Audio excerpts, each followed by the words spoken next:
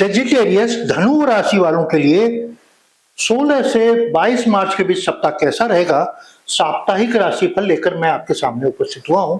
यह साप्ताहिक राशिफल चंद्रमा और नक्षत्रों के गोचर पर आधारित है। 9 तारीख को यानी चंद्रमा का गोचर कहां रहेगा, मकर राशि में आपके सेकंड हाउस से रहेगा और यह रहेगा 16 तारीख को शाम को 6:15 तक रहेगा। उसके बाद 2.25 दिन के लिए यहां जाएंगे कुंभ राशि में और कुंभ राशि में 18 तारीख को रात्रि को 23 बजे से लेकर 36 मिनट तक यानी रात्रि को 11:36 तक यहाँ रहेंगे कुंभ राशि। फिर 2.25 दिन के लिए मीन राशि में आ जाएंगे और मीन राशि में रहेंगे 18 तारीख को 23:36 तक और उसके बाद मीन राशि में रहेंगे 21 तारीख को 2:28 तक यहाँ रहेंगे। फिर आ जाएंगे मेष राशि में, यानी आपके दूसरे, तीसरे, चौथे भाव में चंद्रमा का गोचर है। यह राशि परिवर्तन आपको कैसे प्रभावित कर रहा है, यहाँ चौथे भाव में चंद्रमा का गोचर अपने शत्रु के साथ, शनि के साथ विषयोग बना रहा है। चौथे भाव में माता जी के स्वास्थ्य को कुछ प्रॉब्लम्स हो सकती हैं। चौथे भाव आपके शिक्षा से जुड़ी हुई चीज भी है। प्राइमरी एजुकेशन जो 12th तक का एग्जाम दे रहे हैं उनके पेपर वगैरह खराब हो सकते हैं इस पीरियड में। और यहाँ पे आपके थर्ड हाउस में यहाँ राहु के साथ ग्रहण योग का निर्माण कर रहा है, यानी आपके दोनों ही स्थिति तीसरे चौथे भाव में नकारात्मक स्थिति बन रही है। तीसरे चौथे भाव पे गोचर कर रही है, उसका प्रभाव पड़ेगा। अब नक्षत्रों के गोचर को देख लें।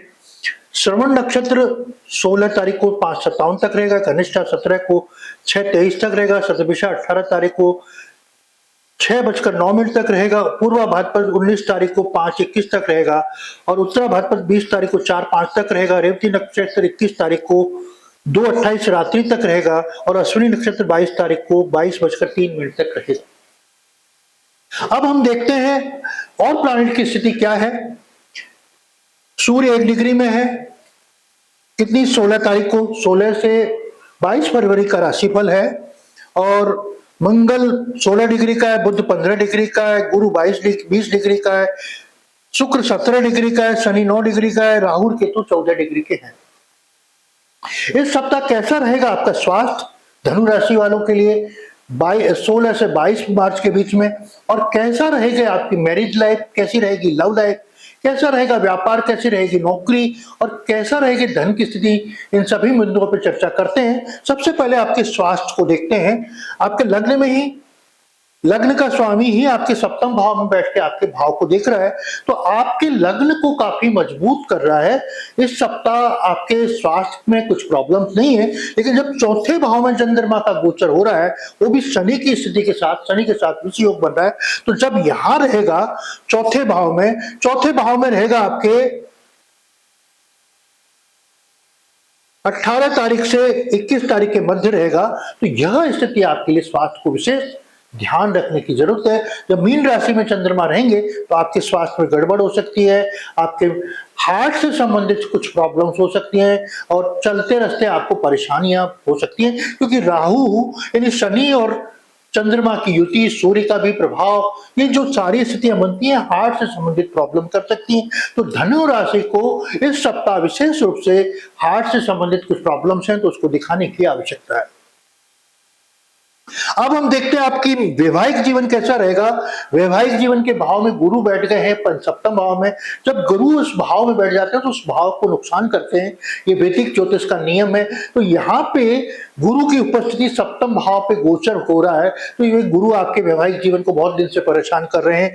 चंद्रमा का गोचर भी इतना फेवरेबल नहीं है और गुरु की जो स्थिति है, बुध की स्थिति, बुध आपके थर्ड हाउस में है, वो भी राहु के साथ में रिलेटेड भाव में, तो आपके अभिव्यक्ति भाव में, तो आपका वैवाहिक जीवन कुछ ज्यादा अच्छा नहीं रहेगा और छोटी बातों पे विवाद रहेगा, लेकिन विवादों का सॉर्ट आउट आप बातचीत के माध्यम से कर लेंगे, क्योंकि आपका जो सप्तम भाव का जो स्वामी है वो बुध है। जो जीवन साथी होगा वो तार्किक सप्ताह में, बोलने के शब्द में फ्लेक्सिबल होगा, तो आपका जीवन साथी, आप लड़ाई करने की कोशिश करेंगे लेकिन आपका जीवन साथी उसको सॉर्ट आउट कर देगा।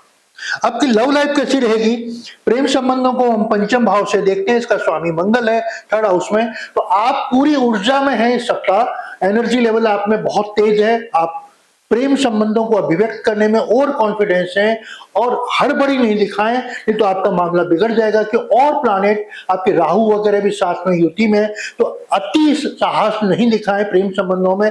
प्रेम की अभिव्यक्ति करने में थोड़ा सा यहाँ आपको रुकने की जरूरत है। आप सामने वाले का मूड देखें जिसे आप प्यार करते हैं, आप अपनी बात नहीं रखें, नहीं तो आपके प्रेम संबंधों में यहीं पे बिखराव आ जाएगा। आप सोच समझकर अपने जिससे प्यार करते हैं उससे वार्तालाप करें टेलीफोन पे और रूबरू होके, अन्यथा आपके प्रेम संबंधों में इस सप्ताह तकरार होने की संभावनाएं बनती हैं। आपका व्यापार कैसा रहेगा? व्यापार का स्वामी बुध है और बुध अपने मित्र राहु के साथ बैठा है और अचानक से प्रॉफिट, अचानक से नए क्षेत्रों के प्रपोजल आपको व्यापार में मिलेंगे। यह प्रपोजल आपको अच्छी स्थिति में ला देंगे, नए क्षेत्रों पे व्यापार का करेंगे और विशेष रूप से कमीशन से जुड़े काम में, कोई एजेंसी से संबंधित काम इस सप्ताह आपको मिलने की संभावना बनती है। नौकरी की स्थिति कैसी रहेगी? नौकरी के मामले में शुक्र उच्च के होके बैठे हैं, तो नौकरी में आप फ्लेक्सिबल रहेंगे। जहां पे भी नौकरी कर रहे हैं वहां आपको काम की ज्यादा अधिकता नहीं रहेगी, कम काम करना पड़ेगा और इजीनेस ज्यादा रहेंगे और यात्राएं आपकी जॉब में इस सप्ताह ज्यादा होने की संभावना है और जॉब में आपको अच्छा खाने पीने और लग्जरी मिलने की संभावनाएं बनती है इस सप्ताह। आपकी धन स्थिति कैसी रहेगी? धनु राशि वालों के लिए धन की स्थिति बहुत अच्छी रहेगी क्योंकि शुक्र उसके इनकम का जरिया है और आय का है, इच्छाओं की पूर्ति का है, वो उच्च का चल रहा है इन दिनों। तो धनु राशि वालों के लिए यह सप्ताह फाइनेंशियल रूप से बहुत स्ट्रांग है। नए क्षेत्रों से पैसा आएगा, अचानक से पैसा आएगा, बिना परिश्रम का धन आएगा, ये सारी चीजें सोने पे सुहागा है। तो धन की स्थिति इस सप्ताह धनु राशि वालों के लिए बहुत ही अच्छी है। आपके लिए पढ़ने लिखने वाले बच्चों की स्थिति कैसी है? पढ़ने लिखने वालों के लिए गुरु का तो प्रभाव आपके लग्न पर है और प्लानिट का इतना नहीं है, तो पढ़ाई पे तो फोकस करेंगे, प्लानिंग भी करेंगे, किताबें भी लाएंगे, टीचर का भी अच्छा सानिध्य मिलेगा, मेहनत भी करेंगे, लेकिन आप अपने पढ़ाई से बिल्कुल संतुष्ट नहीं होंगे। इसका कारण क्या है कि जुपिटर अपने काम को संतुष्ट नहीं कराता है और आपका लग्न ही गुरु है, तो आप अपने पढ़ाई लिखाई से संतुष्ट नहीं होंगे, आपको और पढ़ने की आवश्यकता महसूस होगी। धनु राशि वाले क्या उपाय करें जिससे यह सप्ताह अच्छा जाए?